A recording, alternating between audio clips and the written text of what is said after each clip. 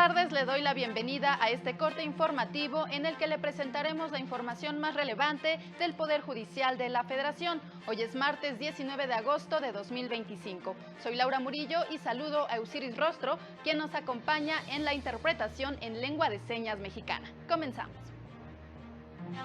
La Corte analizó la validez de reformas a la Constitución de Yucatán en materia del Poder Judicial.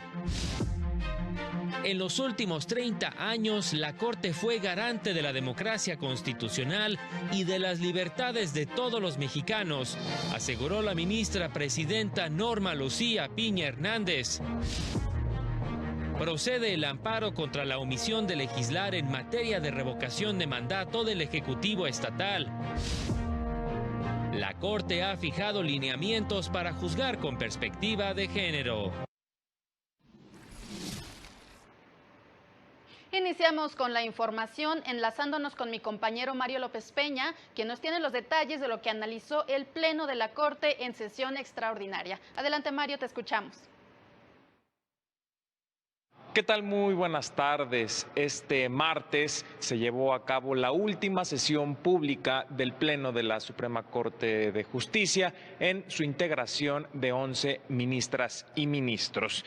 La ministra presidenta Norma Lucía Piña Hernández destacó el papel del Tribunal Constitucional Mexicano para proteger los derechos fundamentales en el país durante más de 30 años. Este instante, cargado de memoria y de futuro, es un recordatorio de que la justicia no es una obra concluida, sino una construcción viva que nos trasciende. Hoy, más que nunca, resulta imperativo reconocer el papel histórico de este Tribunal Constitucional. Su legado de precedentes y resoluciones han constituido un sólido bloque protector de los derechos fundamentales, garantizando, además, la progresividad de los derechos humanos. La ministra presidenta subrayó que la Constitución debe persistir como la brújula del Estado mexicano y la Suprema Corte como bastión de la democracia. Mientras existan mujeres y hombres dispuestos a defender la justicia con integridad, este país tendrá un horizonte de dignidad y de libertad. La ley fundamental ilumina este horizonte. La Constitución debe seguir siendo esa brújula moral que nos guía, no como un libro viejo, sino como un pacto vivo que exige renovada lealtad cada día.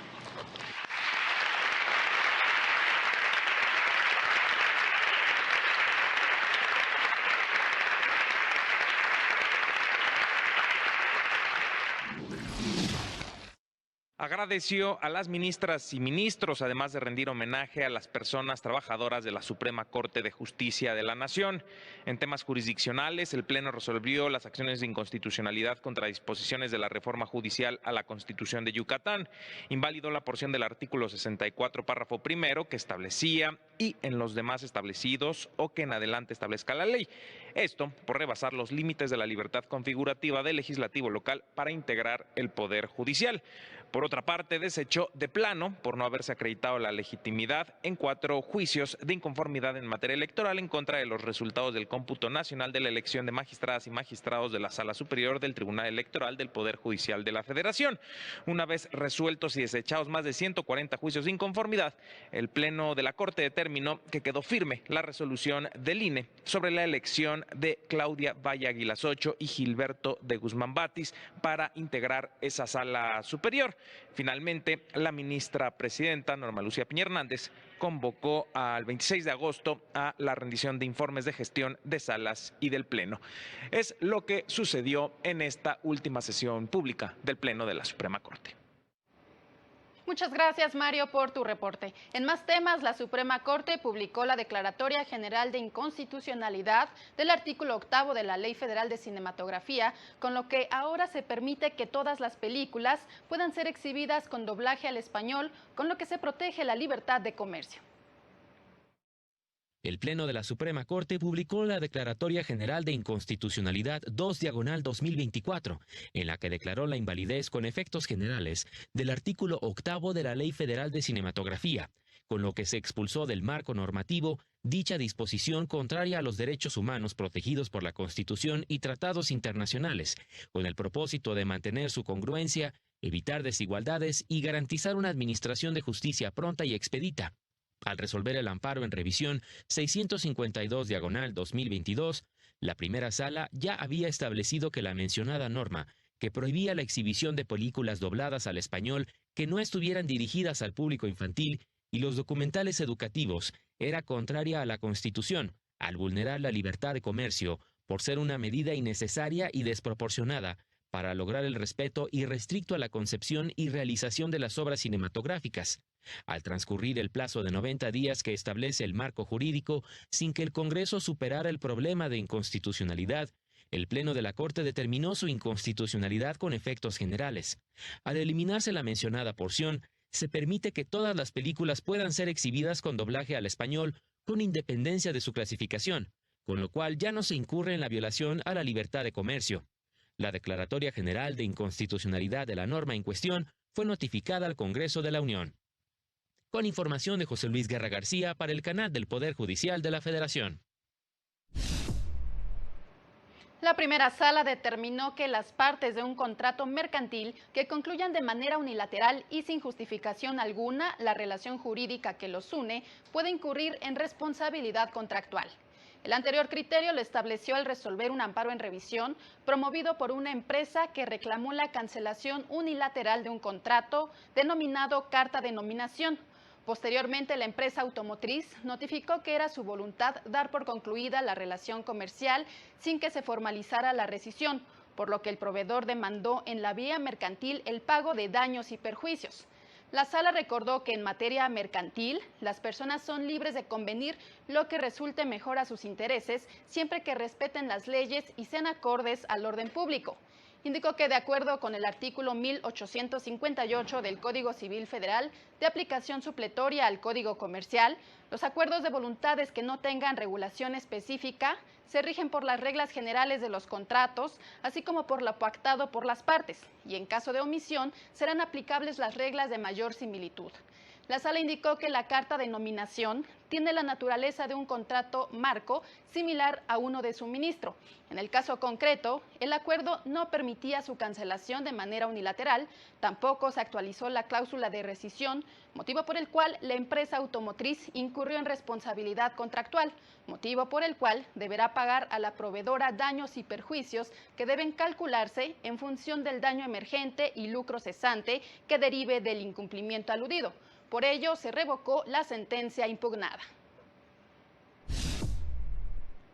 La segunda sala de la Corte estableció que procede el juicio de amparo indirecto contra la omisión legislativa consistente en la falta de regulación de la figura y procedimiento de la revocación de mandato de la persona titular del Ejecutivo local, porque al no tratarse de materia electoral, no se actualiza la causa de improcedencia del artículo 61, fracción 15ª de la Ley de Amparo.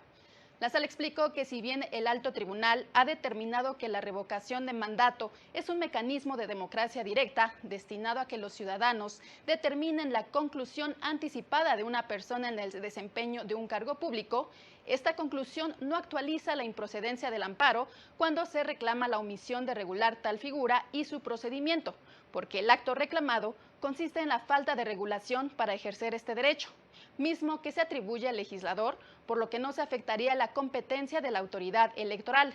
La Ley General de Medios de Impugnación no establece un recurso efectivo para reclamar este tipo de violaciones y porque la Corte ha establecido que corresponde a los tribunales de amparo resolver sobre violaciones a derechos causados por omisión legislativa absoluta y, en su caso, restituir al quejoso en los derechos violados, ordenado legislar en el sentido que la Constitución Federal ha establecido.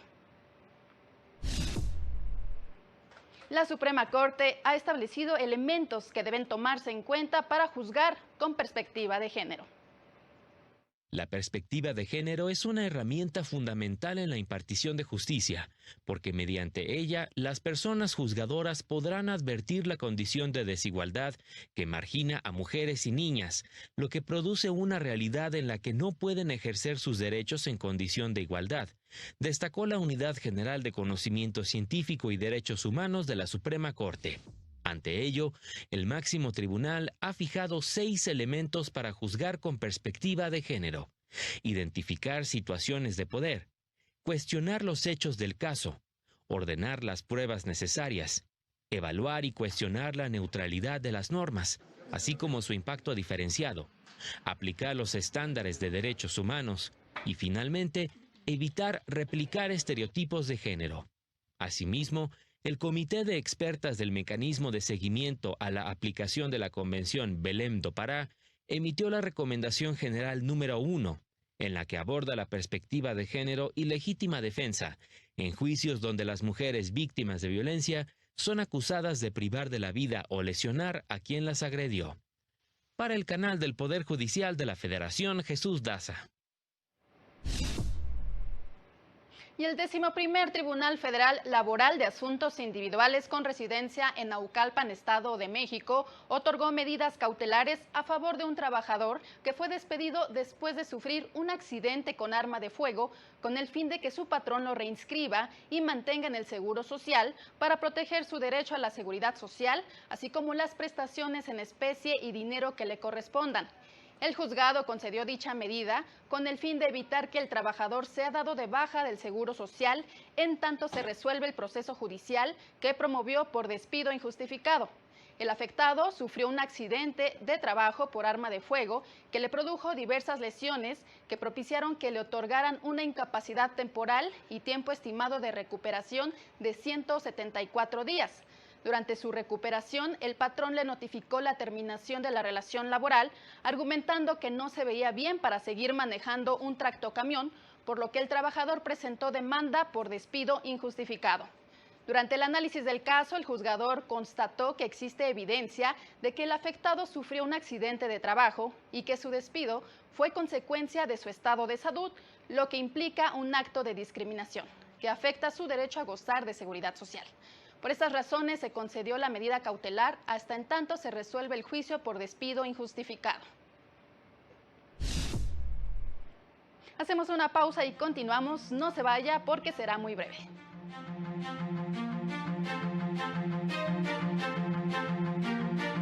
Al regresar, el INE solicitará al Congreso más de 15,000 millones de presupuesto para 2026.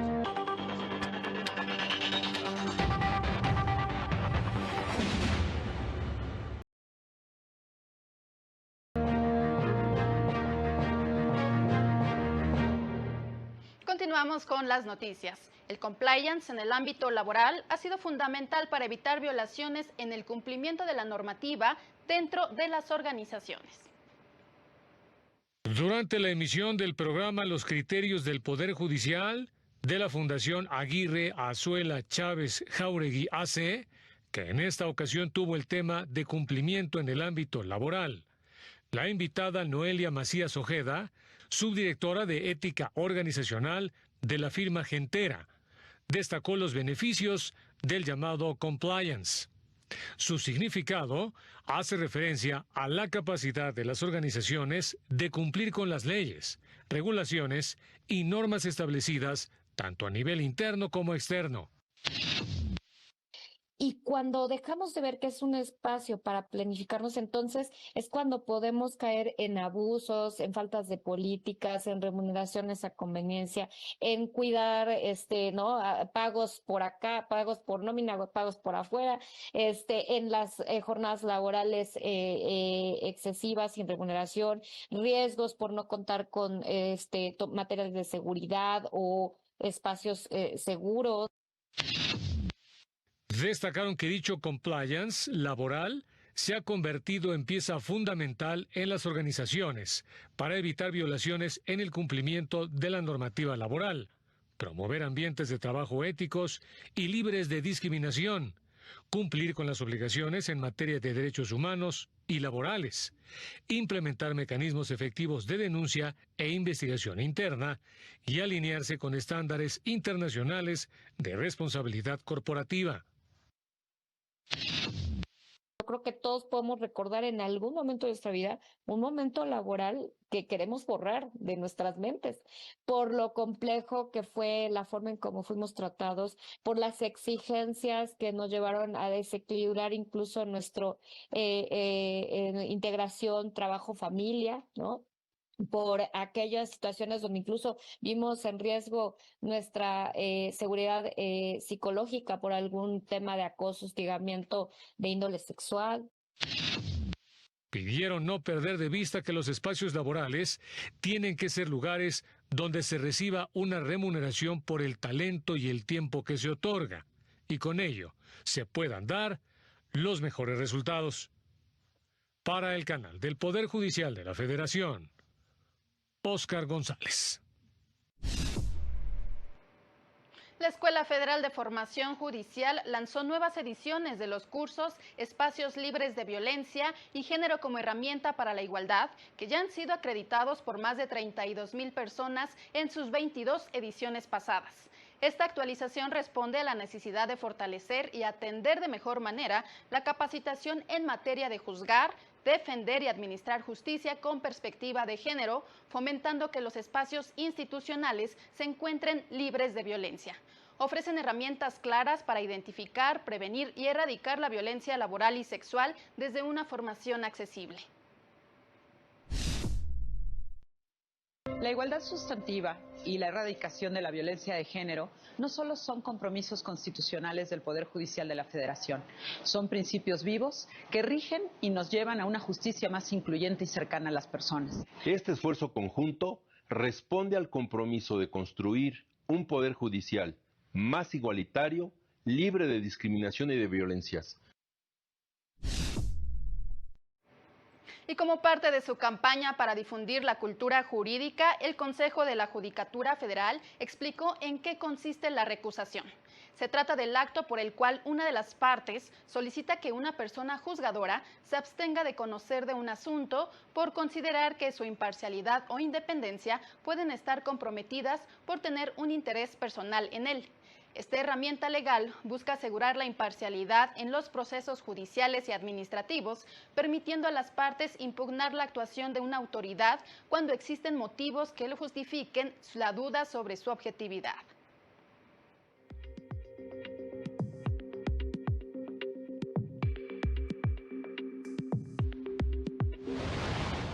En Tlaxcala se inauguraron 3 nuevas salas de oralidad en el Distrito Judicial de Guridi y Alcocer, para desahogar asuntos en materia penal.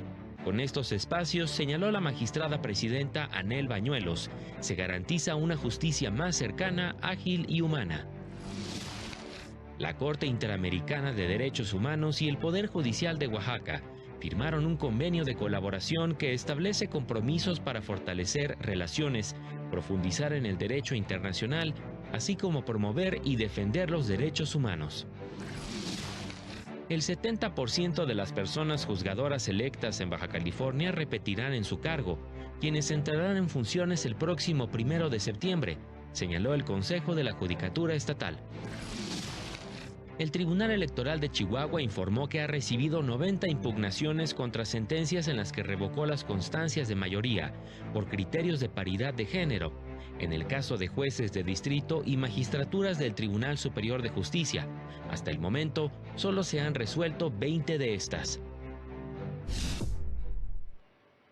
El Consejo General del INE aprobó solicitar al Congreso un presupuesto de 15,100,027,506 pesos para el año 2026, además de un presupuesto precautorio de 3,119,405,112 pesos. La consejera presidenta Guadalupe Tadei aseguró que se trata de una propuesta responsable que busca fortalecer a la institución mediante una administración de recursos eficiente. Los fondos se utilizarán para organizar el proceso electoral local en Coahuila, además de fortalecer la cultura democrática, la inclusión, la paridad de género y la protección de datos personales. Destacó que el presupuesto solicitado tiene solo un aumento de 1.61% en relación con el ejercido en el presente año y del monto total 7.737.252.697 pesos se destinarán al financiamiento de los partidos políticos nacionales con registro.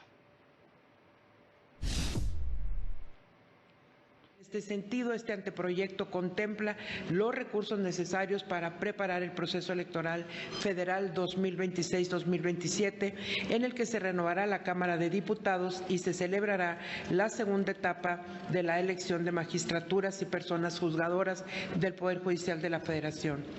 También incluye recursos para la organización del proceso electoral local en Coahuila y proyectos estratégicos orientados a fortalecer la cultura democrática, la inclusión, la equidad de género y la protección de datos personales. Las personas que se encuentran en prisión y no han sido sentenciadas tienen derecho a votar, ya que se encuentran amparadas por el principio de presunción de inocencia. Así lo explicó la Sala Regional Jalapa del Tribunal Electoral como parte de sus cápsulas desde la tercera Voces Electorales.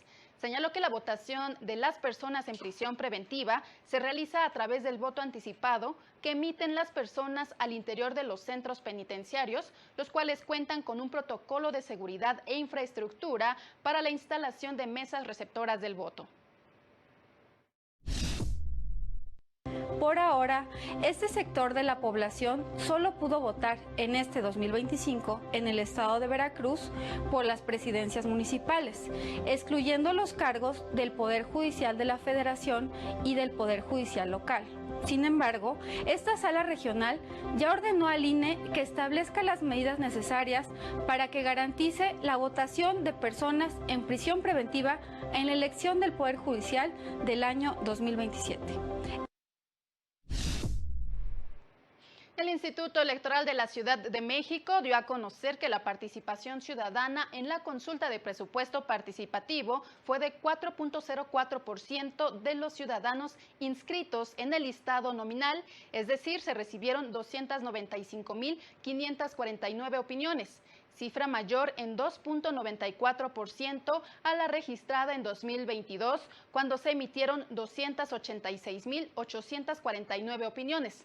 Recordó que durante la etapa anticipada se registraron 2.325 opiniones, de las cuales 39 correspondieron a personas residentes en el extranjero, 1.975 en prisión preventiva y 311 en estado de postración y cuidadoras primarias. Quiero agradecer a todas y todos los ciudadanos que acudieron a las mesas receptoras de opinión, que votaron de manera anticipada y que confiaron en este mecanismo para mejorar sus colonias. La relatora especial de Naciones Unidas sobre la independencia de magistrados y abogados, Margaret Satterwhite, expresó su preocupación por las iniciativas del gobierno de Ecuador que pretenden desacreditar la labor de la Corte Constitucional. Lo anterior tras la propuesta del presidente Daniel Noboa de llevar a cabo un referéndum a finales de año para someter a las y los jueces de la Corte a juicio político como consecuencia de haber suspendido algunos artículos de leyes recientemente promovidas por el presidente con el fin de evitar posibles violaciones a derechos humanos mientras se revisa su constitucionalidad. La experta de la ONU indicó que tales declaraciones podrían percibirse como intentos de socavar la independencia judicial y podrían tener un efecto amedrentador sobre la capacidad de los jueces para actuar con independencia y libres de presiones externas. La Comisión Interamericana de Derechos Humanos rechazó la promulgación de la Ley de Amnistía en Perú, que beneficia a personas involucradas en graves violaciones a derechos humanos, tales como miembros de las Fuerzas Armadas, Policía Nacional y comités de autodefensa denunciados, investigados o procesados por casos vinculados a la denominada lucha contra el terrorismo entre 1980 y el año 2000. Varias de estas personas, mayores de 70 años, tienen una condena firme o en ejecución por delitos cometidos en ese contexto. Indicó que dicha legislación promueve la impunidad e impacta gravemente en el derecho de acceso a la justicia de las víctimas y sus familiares. Recordó que la Corte Interamericana de Derechos Humanos en su momento ordenó suspender el trámite de este proyecto hasta una nueva apreciación del tribunal con el propósito de no producir daños irreparables a los derechos de las víctimas. Datos del INEGI revelan que 73 de cada 100 personas nacidas en hogares con bajos recursos no superarán la pobreza en la adultez. Se estima que 1 de cada 2 menores de 5 años o menos vive en pobreza por ingresos, es decir, entre 2016 y 2024, la pobreza en estas edades disminuyó de 61.1 a 41.1%, lo que representa 14 puntos más que el registrado en la población en general. Bajo este panorama, de acuerdo con el INEGI y el Centro de Estudios Espinosa Iglesias, revelan que en 2025, 73 de cada 100 personas nacidas en el 20% de hogares con menos recursos no logran superar la pobreza por ingresos en la adultez.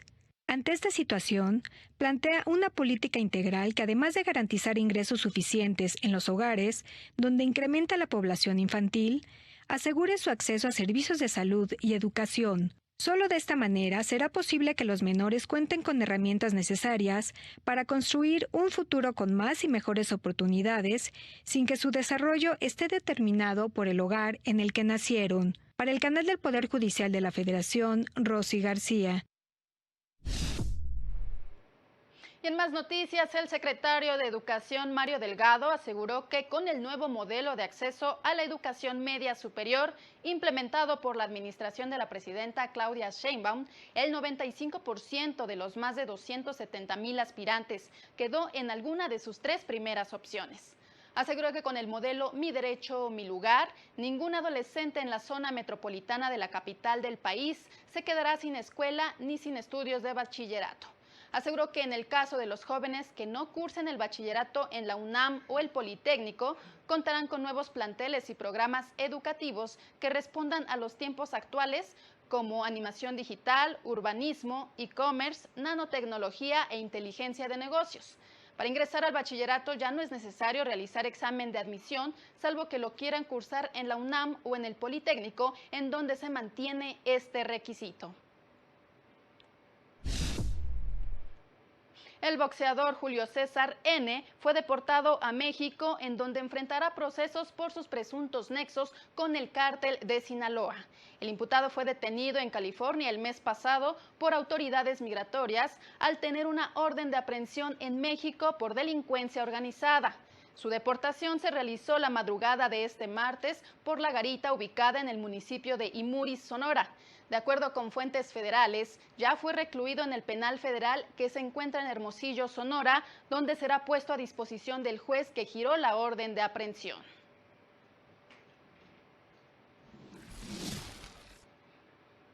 Llegamos al final de este corte informativo. Agradecemos que nos haya acompañado y le invitamos a seguir los espacios de noticias del canal del Poder Judicial de la Federación. Que tenga una excelente tarde y hasta pronto.